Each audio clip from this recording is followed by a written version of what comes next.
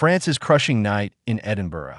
Lessons, reflection, and moving forward. France arrived at Murrayfield with high expectations, carrying the weight of Grand Slam ambitions and the aura of tournament favorites. The French side had been lauded as the most complete team in European rugby, praised for their flair, precision, and tactical versatility. Yet by the final whistle, the narrative had dramatically shifted. Scotland had exposed weaknesses, exploited lapses in discipline, and left France reeling after a 50-point capitulation, a result that seemed almost surreal given the build-up and anticipation surrounding the fixture. On a night that felt at its worst, like handing your own keys to a burglar, France were forced to confront not just defeat, but the stark reality of how quickly momentum can unravel in rugby's highest pressure environments. Antoine Dupont. Honest reflection on responsibility. At the heart of France's challenges was Antoine Dupont, the captain and pivotal halfback, whose performance under pressure became a lens through which the evening's story was told. Dupont, unflinching in his honesty, admitted that the match exposed both personal and collective shortcomings. "We absorbed every collision and couldn't get ourselves out of it," Dupont told Planet Rugby. "Obviously, as halfbacks, me at 9, that's my responsibility too. I had no physical problems during the match. I made 2 errors that cost us dearly." Dupont's remarks captured the dual nature of the night, individual lapses compounded by structural issues within the team. He paused before making a quiet, almost understated indictment of the collective effort. The performance wasn't there. But talking about individual performances won't advance the debate. We'll need to think collectively about not finding ourselves in that situation again. This sentiment echoed the central challenge for France, a side capable of brilliance, but vulnerable when composure and structure falter under pressure. Dupont's leadership extended beyond acknowledging mistakes. It highlighted the need for collective accountability to rebuild momentum and restore confidence. Murrayfield roars. Scotland's Liberation Scotland, in contrast, entered the fixture as a side with nothing to lose and everything to prove. The first half provided glimpses of France's potential, but any advantage they held was quickly eroded by a Scottish team playing with liberated ferocity. The host had spent 3 rounds anticipating the showdown, and when the opportunity arrived, they capitalized fully, creating an atmosphere that Murrayfield had long been known for: electric, relentless, and unforgiving. That Dupont's errors, occurring at critical junctures, became momentum-shifting moments.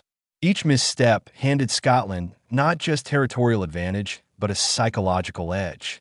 As the stadium roared, the French team found themselves rattled. A cascade of misjudgments, compounded by lapses in discipline, allowed Scotland to seize control and dictate the pace of the game. François Cros. Brutal honesty amid the fallout. Amid the carnage, François Cros, the Toulouse flanker, emerged as a voice of reason. While the scoreline was damning, Cros refused to attribute blame to individuals. Instead, he focused on the structural and psychological failings that contributed to the collapse. "We went through the motions," Cros said. "We were beaten in the contest, in the mindset, in the attitude. It wasn't what we owed ourselves on a match of this importance. We must have got our approach slightly wrong, even if the reaction at the end was commendable. But we didn't come here to concede 50 points. Our 40 are incidental and lucky, a decoy, really, because Scotland had eased off by then." Cros' insight pointed to an underlying theme: overconfidence and misjudged preparation. When asked whether the Grand Slam narrative had seeped into the team's psyche prematurely, he was candid in his uncertainty. "I don't know, but it makes you think. Maybe we saw ourselves in a slightly too flattering light. Maybe we were thinking about other things before thinking about competing today." This reflection highlights the subtle dangers of expectation management in elite rugby. A team can be supremely talented, technically adept, and strategically prepared, yet still fall victim to the psychological weight of unearned assumptions. The turning point.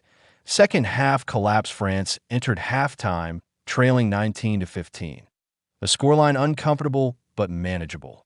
Yet, the second half brought an unraveling that France will examine for months. 2 yellow cards disrupted defensive cohesion, leaving gaps that Scotland exploited with ruthless efficiency.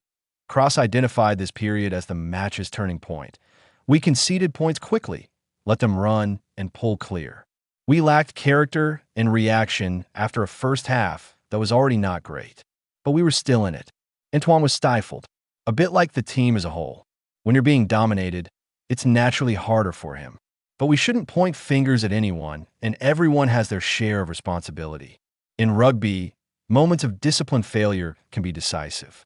France's yellow cards did more than reduce numbers. They shifted momentum, destabilized the team, and amplified psychological pressure. It was a stark reminder that elite performance relies as much on emotional resilience as technical skill, that France's brilliance amid chaos despite the heavy defeat. France demonstrated flashes of the instinctive brilliance that has made them one of the most captivating teams in the Six Nations.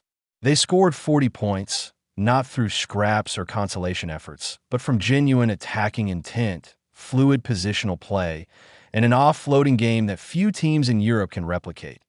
Thomas Ramos, the French fullback, captured this duality with his characteristic blend of resignation and pragmatism. I did an interview where I said it's impossible to talk about a Grand Slam until we've come to play in Scotland. Well, there's the proof. Ramos' statement highlighted an important reality. While the Grand Slam ambitions were dashed, France's capability and talent remain intact. This is a team that, even under pressure, can produce world-class moments, emphasizing that the challenge lies not in skill, but in cohesion, discipline, and mindset. Shifting focus to England with Scotland's victory over France now history. Attention turns to England, France's next opponent in the Six Nations. Ramos and Cros both acknowledged the need to quickly pivot. "We want to win this second consecutive tournament," Ramos said. "It's been a very long time since France won 2 in a row, and we don't want to let that go to another nation. Yes, we're a bit deflated given the score, but we'll switch very quickly to the England match to prepare it as best we can."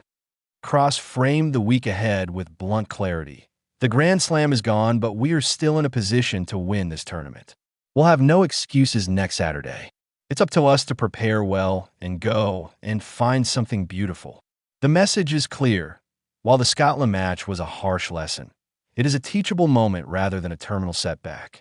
France can still assert dominance and reclaim narrative control if they integrate the lessons learned in Edinburgh. Lessons learned. Discipline, mindset, and collective responsibility. Several themes emerged from France's defeat. 1. Discipline under pressure. Yellow cards and lapses in defensive structure were decisive. Elite rugby rewards consistency, and momentary indiscipline can create cascading consequences. 2. Collective accountability. Dupont and Cros emphasized that failure was a shared responsibility. In high-stakes rugby, focusing on individuals rather than collective failings limits corrective potential. 3. Managing expectations. Overconfidence or premature self-assurance can erode focus. The Grand Slam narrative may have subtly shifted attention from immediate challenges to distant goals. 4. Maintaining emotional composure. Scotland capitalized on emotional momentum. France must learn to withstand psychological pressures and avoid being destabilized by crowd intensity or early setbacks. 5. Maximizing strengths. Even on a night of collapse, France displayed remarkable attacking skill, positional fluidity, and offloading proficiency, proof that their tactical framework and talent remain elite. Conclusion.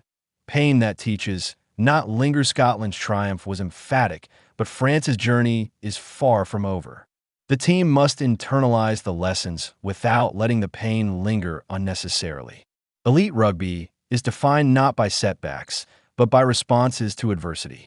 How France reacts in the coming weeks will define their Six Nations campaign and provide critical insights into the resilience of a squad built to compete at the highest level.